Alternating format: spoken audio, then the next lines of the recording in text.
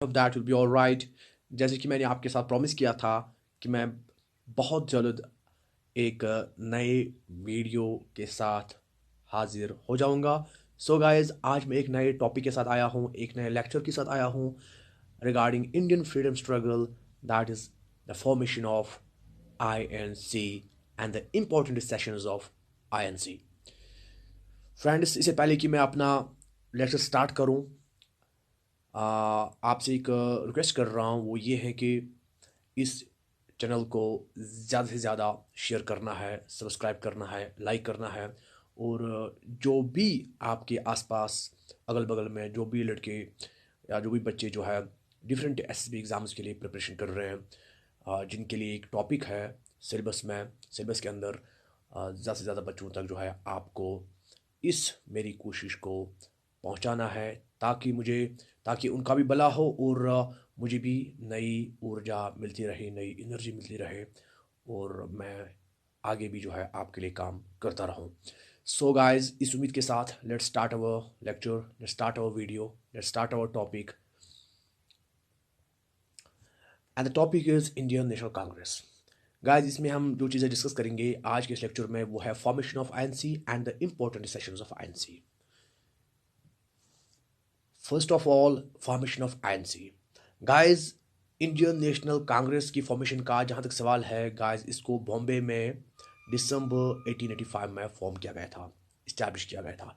और जिस जो जो भी इसके अर्ली लीडर्स थे जिन्होंने इसको जो है इस्टेब्लिश किया, उनमें जो है ज़्यादातर बॉम्बे और कलकत्ता से आए हुए थे। इसकी फॉर्मेशन में एक रिटायर्ड ब्रिटिश ऑफिशियल का भी हाथ था, जिसका नाम था A.O. ह्यूम। तो इसकी फॉर्मेशन में इसने एक इम्पॉर्टेंट रोल प्ले किया था। तो ये चीज़ भी एग्जाम में पूछी जा सकती है, तो आपको ध्यान रखना होगा। So let's move ahead.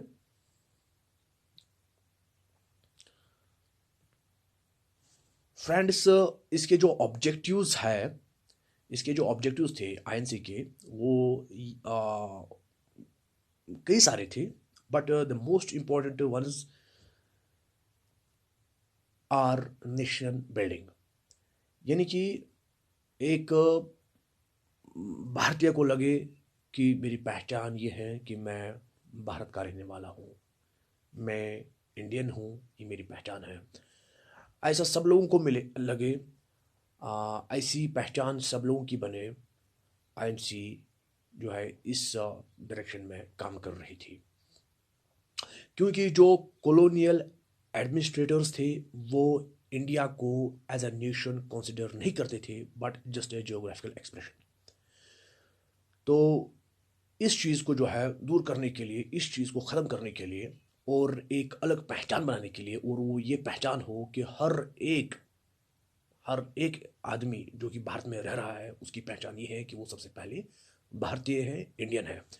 तो इस डायरेक्शन में INC ने बहुत ज़बरदस्त तरीके से काम किया। ये भी एक इसका ऑब्जेक्टिव था। और इसका ऑब्जेक्टिव ये भी था कि ये पूरे भारत के लिए एक पॉलिटिकल प्लेटफॉर्म बने, पूरे भारत के लिए एक पॉलिटिकल प्लेटफॉर्म बने, जहाँ पे जो है political workers from all over the country, उनको एजुकेट किया जाए, उनको मोबिलाइज किया जाए, और ताकि सब लोग जो है एक ही परचम के नीचे जमा होके कॉमन ऑब्जेक्टिव्स के लिए काम करें। ये जो है इसका मकसद था। इसी तरह से फ्रेंड्स, इसका ऑब्जेक्टिव ये भी था कि लोगों को जो है लोगों में एक एंटी कॉलोनियल आइडियोलॉजी को पैदा करना था, प्रमोट करना था। ये भी एक ऑब्जेक्टिव था। और इसका ऑब्जेक्टिव ये भी था कि लोगों की जो भी लोगों की डिमांड्स है, जो भी उनकी एस्पिरेशंस है, उनको जो है कॉलोनियल गवर्नमेंट के सामने, ब्रिटिश गवर्नमेंट के सामने वो रखी जाए। और ये भी इसका एक ऑब्जेक्टिव था। अब इसमें जो है, इसमें जहाँ तक INC की फॉर्मेशन का सवाल है, इसका ताल्लुक है, तो इसके रिगार्डिंग एक इम्पोर्टेंट थ्योरी दी जाती है कि इसको इस्टेब्लिश क्यों किया गया था। ठीक है, तो इसको लेकर एक ज़बरदस्त एक इम्पोर्टेंट थ्योरी दी जाती है। जिस थ्योरी का नाम है सेफ्टी वैल्यू थ्योरी। तो ये जो सेफ्टी वैल्यू थ्योरी है, ये सबसे पहले हम बात करेंगे ये थ्योरी किसने दी थी। ये थ्योरी दी थी एक्सट्रीमिस्ट लीडर्स ऑफ आईएनसी, यानी कि जो इंडियन नेशनल कांग्रेस में जो एक्सट्रीमिस्ट लीडर्स थे, लाला लाजपत राय, बाल गंगाधर तिलक, बिपिन चंद्र पाल, जो है उन्होंने ये थ्योरी दी थी। उनके मुताबिक या इस थ्योरी के मुताबिक जो है कांग्रेस को जो है एओ ह्यूम के ज़रिए से जो है इसको बनाया गया था, and with the help of Lord Dufferin, ताकि जो है ताकि 1857 में जो विद्रोह हुआ था उसके जैसे दूसरा विद्रोह ना हो जाए, उसको अवॉइड करने के लिए आईएनसी का गठन किया गया था। तो इसमें जो है वो ये समझ रहे हैं कि एओ ह्यूम ने लॉर्ड डफरिन की मदद से इसकी गठन की थी। तो लेकिन इसमें जो है जो कंटेम्पोरेरी हिस्टोरियंस है वो इस चीज़ के साथ एग्री नहीं करते हैं। वो यहाँ पे एक डिसएग्रीमेंट दिखाते हैं। वो कहते हैं कि इसमें कोई सफिशेंट एविडेंस नहीं मिलती है। ये जो कुछ हिस्टोरियंस क्लेम कर रहे हैं, या जो कुछ एक्सट्रीमिस्ट लीडर्स जो है कुछ जो क्लेम कर रहे हैं कि आईएनसी को इसलिए इस्टेब्लिश किया गया था एओ ह्यूम एंड लॉर्ड डफरिन के ज़रिए से, उनकी मदद से, ताकि लोगों के अंदर जो नाराज़गी थी हुकूमत को लेकर, जो एक डिसेंट था, जो एक रिजेंटमेंट थी, उसको जो है वो आहिस्ता आहिस्ता नॉन वायलेंट तरीके से बाहर आ जाए, वो ख़त्म हो जाए। मगर यहाँ पे जो है जो कंटेम्पोरेरी हिस्टोरियंस है वो इस क्लेम के साथ डिसएग्री करते हैं, क्योंकि वो समझते हैं कि इसमें कोई पुख्ता एविडेंस नहीं है, कोई ऐसी एविडेंस इसमें नहीं मिल रही है कि ऐसा कुछ कहा जा सके। वो ये कहते हैं कि Indian National Congress was a gradual result of increased political consciousness among Indians to set up a national body to put forward their demands and political energy. तो ये कहते हैं कि ये जो है खुद लोगों ने इसके लिए जो है कोशिश की। खुद लोग चाह रहे थे कि कोई ऐसा इदारा बने, कोई ऐसी ऑर्गेनाइजेशन बने, कोई ऐसा प्लेटफॉर्म हो जहाँ पे लोग जो है अपने डिमांड्स, अपनी पॉलिटिकल एनर्जी को सामने रख सकें। तो उसके लिए जो है बिपिन चंद्र जो कि एक हिस्टोरियन है, वो कहते हैं कि कांग्रेस लीडर्स ने इस मकसद के लिए एओ ह्यूम को यूज़ किया एज ए लाइटनिंग कंडक्टर। तो उनका सहारा इसलिए लिया ताकि जो है ब्रिटिश गवर्नमेंट की तरफ से उनको अनुमति मिले, या कोई जो है आगे कोई रुकावट रास्ते में न पैदा हो। इसलिए उन्होंने जो है एओ ह्यूम का इस्तेमाल किया, क्योंकि वो उनका अपना बंदा था, वो एक रिटायर्ड ब्रिटिश ऑफिशियल था, इसलिए उन्होंने उसका इस्तेमाल किया, वरना उसका इस्तेमाल नहीं करते वो लोग। तो यहाँ पे एक जो है डिसएग्रीमेंट है दोनों के बीच। तो लेट्स मूव अहेड। अब हम जो है डिस्कस करेंगे टू फैक्शंस ऑफ कांग्रेस को, यानी कांग्रेस में दो फैक्शंस कौन से थे। तो जैसे कि स्क्रीन पे आ रहा है कि आईएनसी में दो फैक्शंस हुआ करते थे, एक मॉडरेट्स, दूसरा एक्सट्रीमिस्ट्स। अब हम देखेंगे कि मॉडरेट्स कौन थे एंड एक्सट्रीमिस्ट्स कौन थे। मॉडरेट्स का जो फेज रहा वो रहा, यानी कांग्रेस में जो नरम दल का जो फेज रहा, मॉडरेट फेज या नरम दल का फेज जो रहा वो रहा 1885 से 1905 तक। ठीक है। तो इस फेज में जिनका दबदबा रहा वो थे मॉडरेट्स। आईएनसी पे या नेशनल मूवमेंट पे जिनका दबदबा रहा, जिन्होंने डोमिनेट किया, वो थे मॉडरेट्स। वो क्या समझते थे, वो किस चीज़ में बिलीव कर रहे थे। उनका मानना ये उनको यकीन था ब्रिटिश जस्टिस में, एंड वो जो है यही वजह है कि वो अंग्रेज़ों के लायल थे, उनके वफादार थे। तो वो मान रहे थे कि हमारे साथ वो कुछ भी गलत नहीं करेंगे। उनका विश्वास था ब्रिटिश जस्टिस सिस्टम में। तो अब हम कुछ जो है इंपॉर्टेंट जो है prominent moderate leaders of Congress की बात करेंगे। ठीक है। सबसे पहले हम बात करेंगे दादा भाई नारोजी की। तो दादा भाई नारोजी जो है इसको is known as the grand old man of India. इसको grand old man of India भी कहा जाता है। कई बार ये एग्जाम में पूछा गया है सवाल कि who is known as grand old man of India. तो वहाँ पे चार ऑप्शंस होंगी, but one of the options will be Dadabhai Naoroji and you will have to take it. He became the first Indian to become a member of the House of Commons in India. तो in Britain, sorry, तो Britain में जो वहाँ का जो parliament है, he was the first Indian to become a part of British parliament.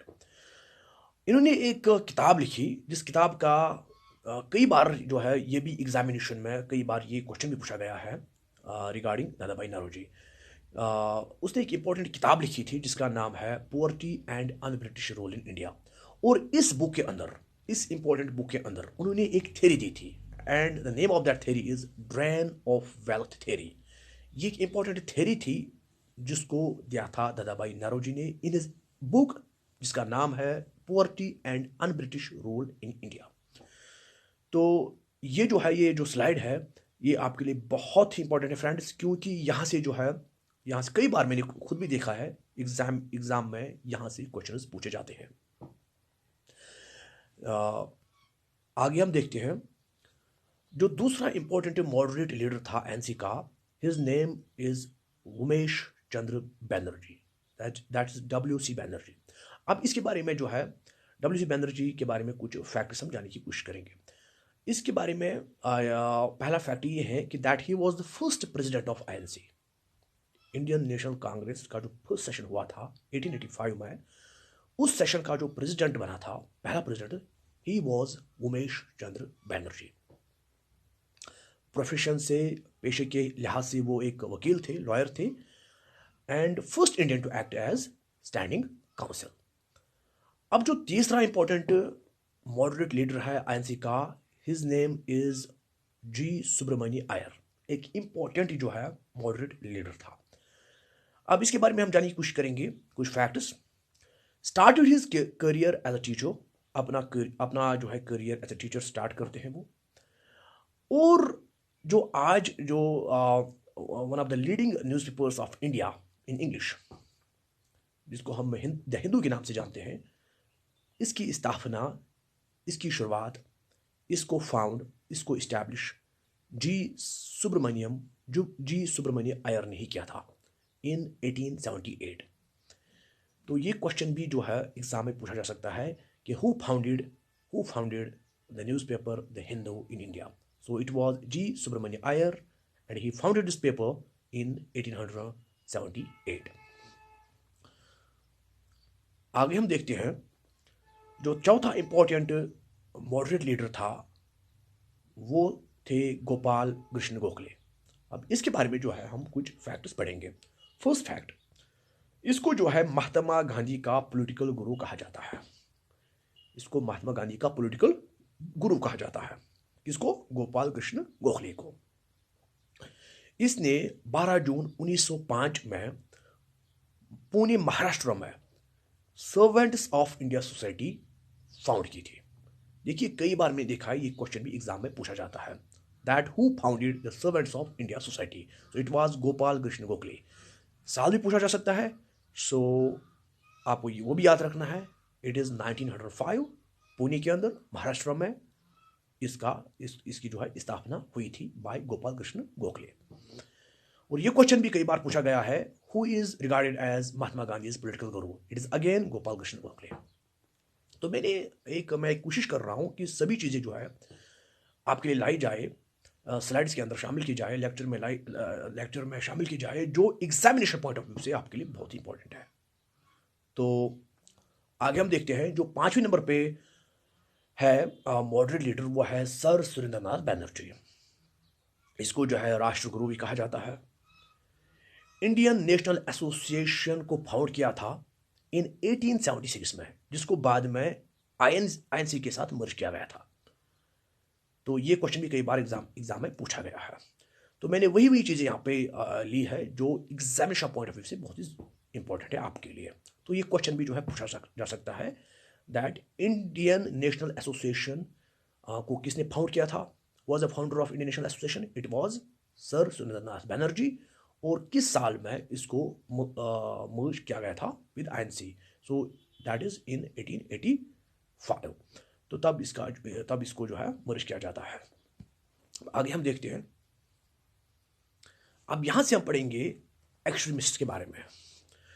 तो friends, ऐसा नहीं था कि मतलब कांग्रेस के अंदर डिफरेंसेस नहीं चल रही थी। कांग्रेस के अंदर पहले भी डिफरेंसेस चल रही थी, लेकिन वो डिफरेंसेस सामने नहीं आती थी। वो डिफरेंसेस सामने नहीं, देखिए बहुत सारे लोग उसके बारे में जानते नहीं थे, या जो ब्रिटिश ऑफिशियल्स थे, जो ब्रिटिश गवर्नमेंट थी, उनको उन डिफरेंस के बारे में ज़्यादा जो है ज़्यादा जानकारी नहीं थी। तो जो कुछ भी हो रहा था पर्दे के पीछे ही हो रहा था। But it was the year 1907 जब कांग्रेस का जो है जब कांग्रेस का सेशन होना होता है, तो यहाँ पे जो है जो भी डिफरेंसेस थी वो जो है सामने आ जाती है। ऐसा क्या हुआ था 1907 में जो जो जो है जिसकी जिसकी वजह से कांग्रेस दो ग्रोह में बट गया। एक्चुअली उस साल जो मीटिंग होनी थी वो होनी थी नागपुर में। तो आपको याद रखना है 1907 में, इन 1907 में आईएनसी का जो सेशन होना था, जो मीटिंग होनी थी वो होनी थी नागपुर में। ठीक है। जो एक्सट्रीमिस्ट थे, जो गरम दल वाले लोग थे, वो चाहते थे कि उस मीटिंग का, उस सेशन का जो प्रेसिडेंट बने वो बने लाला लाजपत राय या फिर बाल गंगाधर तिलक, दोनों में से एक।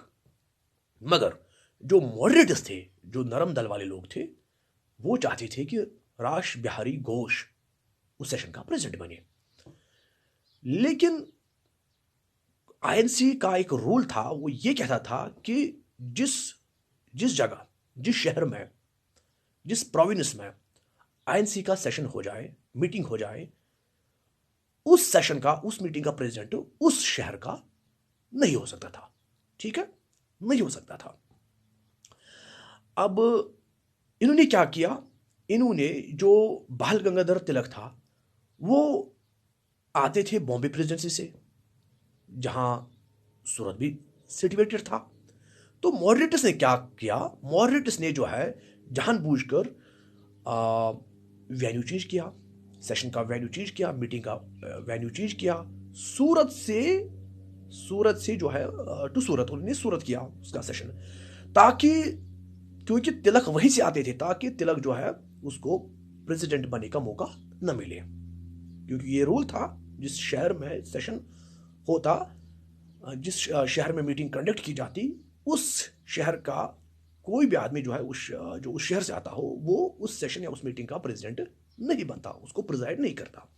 चुनाच बाल गंगाधर तिलक खुद सूरत से आते थे, लिहाजा वो उस मीटिंग का प्रेसिडेंट नहीं बन सका, जो कि मॉडरेटर्स चाहते थे। क्योंकि मॉडरेटर्स चाहते थे कि रास बिहारी घोष प्रेसिडेंट बने। तो उसके बाद जो है, उसके बाद वहाँ पे तू मैं हो जाती है। मॉडरेटर्स जो है वो सेपरेटली मीटिंग कंडक्ट करते हैं, लेकिन जो एक्सट्रीमिस्ट होते हैं वो वहाँ पे आके हल्ला मचा देते हैं, लाठियाँ एक दूसरे पर पड़ती है वहाँ पे, जूते चप्पल एक दूसरे पर वो मारते हैं। ठीक है। तो यानी कि हाथापाई भी वहाँ पे हो जाती है। तो उसके बाद यानी कि उस सेशन में ये क्लियर हुआ कि डिफरेंसेस है, कांग्रेस के अंदर भी डिफरेंसेस है। तो दो दल के लोग हैं, एक गरम दल और एक नरम दल। ठीक है। तो वहीं से ये चीज़ सामने आ गई, और बाद में जो है ब्रिटिशर्स ने इसका खूब इस्तेमाल भी किया। अब कुछ एक्सट्रीमिस्ट लीडर्स जो थे वो थे लाला लाजपत राय, बाल गंगाधर तिलक, बिपिन चंद्र पाल। ठीक है। और दूसरे एक्सट्रीमिस्ट लीडर्स जो थे वो थे अरविंदो घोष, राज नारायण बोस, A.K. दत्त, V.O.C. पिल्लाई, ये कुछ और एक्सट्रीमिस्ट लीडर्स थे। लाला लाजपत राय के बारे में हम जानने की कोशिश करेंगे। लाला लाजपत राय जो है वो famously known as Punjab Kesari, जिनकी मृत्यु जो है 17 नवंबर 1928 को हो जाती है। पंजाब नेशनल बैंक की फाउंडेशन में इन्होंने कंट्रीब्यूट किया।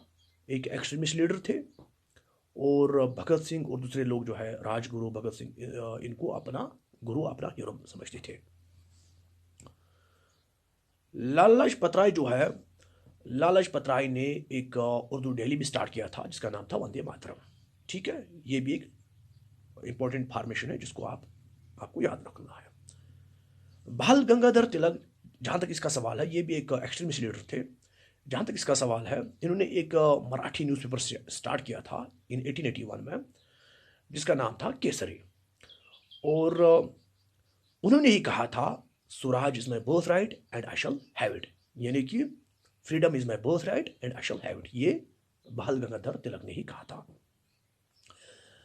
इसके बाद हम देखते हैं बिपिन चंद्र पाल के बारे में।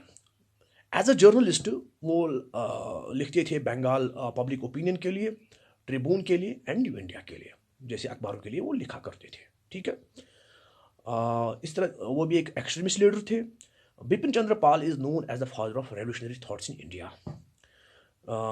Was a strong advocate for fixing 48 hours a week work model. तो वो चाहते थे कि जो फैक्ट्री के अंदर वो चाहते थे कि मतलब 48 आवर्स का काम होना चाहिए एक हफ्ते में, ये लिमिट होनी चाहिए। तो इन चीज़ों को वो एडवोकेट करते थे। इसके बाद हम देखते हैं important sessions of INC till independence. बहुत इंपॉर्टेंट है, इस पर आप जरूर गौर करेंगे। फर्स्ट सेशन हुआ था बॉम्बे में इन 1885 में। प्रेसिडेंट थे डब्ल्यू सी बैनर्जी। तो यहीं पे जो है इंडियन नेशनल कांग्रेस को फॉर्म किया जाता है। सेकंड सेशन कलकत्ता में हुआ था इन 1886, प्रेसिडेंट थे दादा भाई नारोजी। थर्ड सेशन हुआ था मद्रास में इन 1887, प्रेसिडेंट थे सईद बहादुर तयाब जी, जो कि फर्स्ट मुस्लिम प्रेसिडेंट थे आईएनसी के। तो इससे भी क्वेश्चन कई बार पूछा गया एग्जाम में कि who was the first Muslim president of INC. It was Syed Bahadur Tyab ji. Okay, Madras session में इन 1887। फोर्थ सेशन जो हुआ था वो था इलाहाबाद में इन 1888। यहाँ पे जो प्रेसिडेंट बने थे वो बने थे जॉर्ज यूल। ये फर्स्ट इंग्लिश प्रेसिडेंट थे। कई बार ये क्वेश्चन भी एग्जामिनेशन में पूछा गया है that who was the first English president of INC. It was George Yule, जो प्रेसिडेंट बने थे इलाहाबाद सेशन में इन 1888। नेक्स्ट में हम देखते हैं कि 1896 में जो सेशन हुआ था वो था कलकत्ता में। यहाँ पे जो प्रेसिडेंट बने थे वो बने थे रहीमतुल्लाह सयानी। ये मैंने इसलिए यहाँ पे जो है ले लिया क्योंकि इसमें जो है पहली बार नेशनल सॉन्ग को गाया गया था, वंदे मातरम। ठीक है, for the first time by Rabindranath Tagore. इसके बाद हम देखते हैं कि 1901 में जो है अगेन कलकत्ता में जो सेशन हुआ था, यहाँ पे प्रेसिडेंट थे दिन शाओ ई वच्चा। फर्स्ट टाइम गांधी जी जो है कांग्रेस प्लेटफॉर्म पे अपियर हो गए थे। तो इट वाज 1901 कलकत्ता सेशन, जिसके प्रेसिडेंट थे दिन शाओ ई वच्चा, जहाँ पे गांधी जी पहली बार कांग्रेस का हिस्सा बन जाते हैं, कांग्रेस प्लेटफॉर्म पे अपियर हो जाते हैं। इंपॉर्टेंट है एग्जामिनेशन पॉइंट ऑफ व्यू से। नेक्स्ट हम देखते हैं 1907। इसे अभी हम पहले भी इसके बारे में बात कर रहे थे कि 1907 में क्या हुआ था। 1907 वाला सेशन कहाँ पे हुआ था? सूरत में हुआ था। ठीक है, प्रेसिडेंट कौन बने थे? राज बिहारी बोस, जो कि मॉडरेटिस्ट चाहते थे। यही तो वजह है ना कि यहाँ पे जो है जो एक्सट्रीमिस्ट थे वो नाराज हो गए थे, क्योंकि वो बाल गंगाधर तिलक को चाहते थे कि वो प्रेसिडेंट बने, लेकिन बन गया कौन? राज बिहारी बोस, जो कि मॉडरेटिस्ट चाहते थे। तो इसी सेशन में जो है नरम दल और गरम दल जो है कांग्रेस उनमें बढ़ गया था। इंपॉर्टेंट है। नेक्स्ट हम देखते हैं 1911 में, 1911 में हम देखते हैं ये सेशन हुआ था कलकत्ता में। प्रेसिडेंट थे इस बार बी एन धर।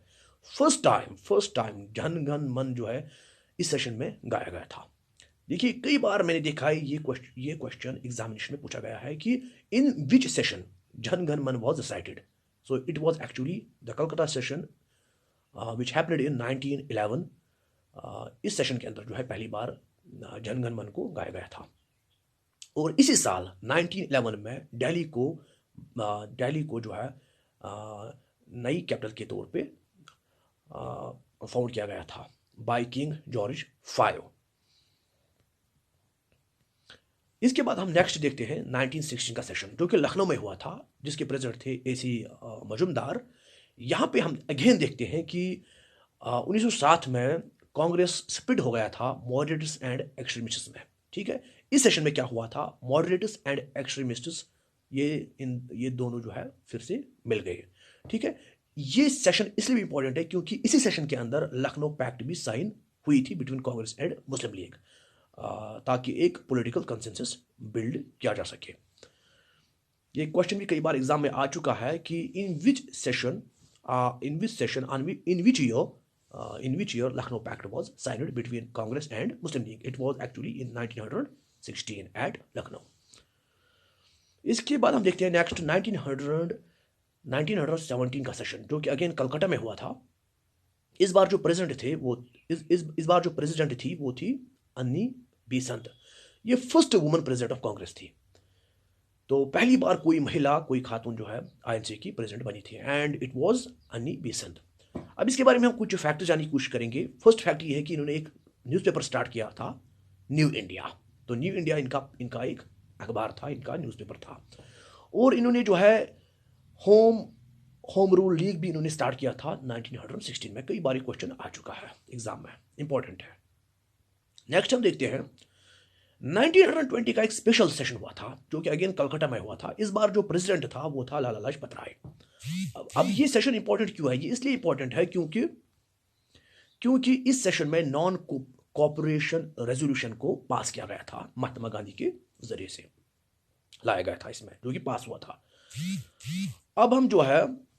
अब हम यहाँ पे जो है जो लाला लाजपत राय के बारे में कुछ जानने की कोशिश करेंगे। एक छोटा सा फैक्ट मैं आपको देख रहा हूँ, वो ये है कि 30 अक्टूबर 1928 को जब साइमन कमीशन ने विजिट किया लाहौर, तो लाला लाजपत राय वहाँ पे जो है उस साइमन कमीशन को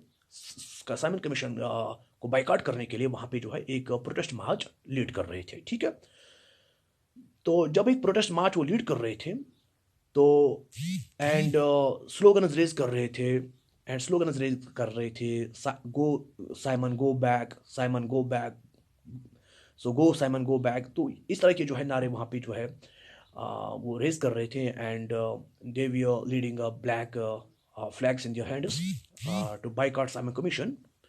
तो क्या हुआ कि वहाँ पे जो एसपी थे पुलिस के, superintendent of police James A Scott, तो उन्होंने ऑर्डर दिया लाठीचार्ज का। तो लाठीचार्ज हुई वहाँ पे, और पर्सनली उन्होंने असॉल्ट किया वहाँ पे जो है लाला लाजपत राय को, जिसके चलते बाद में जो है उसी कारण से उनकी डेथ भी हो जाती है, उनकी मृत्यु भी हो जाती है ऑन 17 नवंबर 1928 को। इसके बाद नेक्स्ट हम देखते हैं एक इंपॉर्टेंट सेशन हुआ था 1924 में, वो हुआ था बेलगाम में। अब ये वो सेशन था जिसके प्रेसिडेंट बने थे M K. Gandhi, Mohandas Karamchand Gandhi. This was the only session presided over by Mahatma Gandhi. कई बार एग्जाम में ये क्वेश्चन पूछा गया है that which session was presided over by Mahatma Gandhi. It was Belgaum session of INC in 1924. अब कुछ इंपॉर्टेंट फैक्ट जो है महात्मा गांधी के बारे में हम जानने की कोशिश करेंगे। First fact, 4 important publications Gandhi ji की थी। वन वाज इंडियन ओपिनियन, जिसको 1903 में स्टार्ट किया गया था साउथ अफ्रीका में। Young India was another newspaper was Navjivan, and the fourth one was Harijan. सिर्फ ये 4, पूरे लाइफ टाइम में सिर्फ 4 पब्लिकेशंस जो है चलाई थी महात्मा गांधी ने। तो इंपॉर्टेंट है एग्जाम के पॉइंट ऑफ व्यू से। उनकी एक ऑटोबायोग्राफी भी है जिसका नाम है माई एक्सपेरिमेंट्स विद ट्रुथ। उन्होंने जो है एक इंपॉर्टेंट उनकी किताब भी है जिसका नाम है हिंद स्वराज, जिसको गांधी जी ने लिखा था इन 1909 में। कई बार एग्जाम में पूछा गया है, एग्जाम के पॉइंट ऑफ व्यू से इंपॉर्टेंट है। सो जितने भी फैक्ट्स इंपॉर्टेंट है आपके लिए, वो सब फैक्ट्स मैंने जो है स्लाइड्स में शामिल किए हैं, इस लेक्चर में शामिल किए हैं। नेक्स्ट हम देखते हैं 1925 में कानपुर का सेशन हुआ था। इस बार जो प्रेसिडेंट थी वो थी सरोजिनी नायडू। अब ये इंपॉर्टेंट क्यों है? क्योंकि Sarojini Naidu was the first Indian woman president of INC. तो इसके बारे में हम कुछ फैक्ट जानने की कोशिश करेंगे। First is he is also known as nightingale of India, became the first woman governor of UP Uttar Pradesh in free India. पहली महिला खातून बनी थी जो है किसी स्टेट की आज़ादी के बाद। Also led salt satyagraha with Gandhi ji in 1930। तो जब साल्ट सत्याग्रह गांधी जी कर रही थी तो उनके साथ कौन खातून थी? वो 2 महिलाएं थी, and one of them was Sarojini Naidu. Important है एग्जाम के पॉइंट ऑफ व्यू से। इसके बाद हम देखते हैं 1929 का सेशन। एक इंपॉर्टेंट सेशन क्योंकि इसमें कई चीजें की गई थी। ये वो सेशन था जिसके प्रेसिडेंट बने थे खुद जवाहरलाल नेहरू। अब इसी सेशन में जो है पूर्ण स्वराज जैसा रेजोल्यूशन को पास किया गया था, यानी कि resolution for complete independence of India. और सिविल डिसओबीडियंस मूवमेंट को भी स्टार्ट किया गया था, लॉन्च किया गया था। और 26 जनवरी को ऑब्जर्व किया जाएगा एज इंडिपेंडेंस डे। इसका रेजोल्यूशन भी इसी सेशन के अंदर पास किया गया था। यही वजह है 26 जनवरी को हम आज भी रिपब्लिक डे मनाते हैं इंडिया में। और एक फैक्ट यह है कि जवाहरलाल नेहरू जो है आज़ादी के बाद भारत के पहले प्रधानमंत्री बन जाते हैं। और जवाहरलाल नेहरू की कुछ इंपॉर्टेंट बुक्स है, जैसे the discovery of India and the glimpses of world history, कई बार एग्जाम में पूछा गया है। नेक्स्ट हम देखते हैं 1946 वाला सेशन ऑफ आईएनसी। इसमें हम देखते हैं कि ये मेरठ में हुआ था। प्रेसिडेंट बने थे जेबी कृपलानी। कई बार एग्जाम में पूछा गया है that who was the president of the last session of INC before independence. So it was J B Kripalani. ये सेशन हुआ था 1946 में मेरठ के अंदर। So it was last session before independence. J B Kripalani was the president of INC at independence. तो ये चीज़ें आपको याद रखनी होगी। तो इसी के साथ फ्रेंड्स हमारा लेक्चर यहीं पे ख़त्म होता है। आई होप आपको ये लेक्चर पसंद आया होगा। और मैं एक बार फिर आपसे रिक्वेस्ट कर रहा हूँ कि प्लीज़ फ्रेंड्स जितने ज़्यादा लोगों तक आप इसको जो है पहुँचा सकते हैं, पहुँचाने की कोशिश करो। With that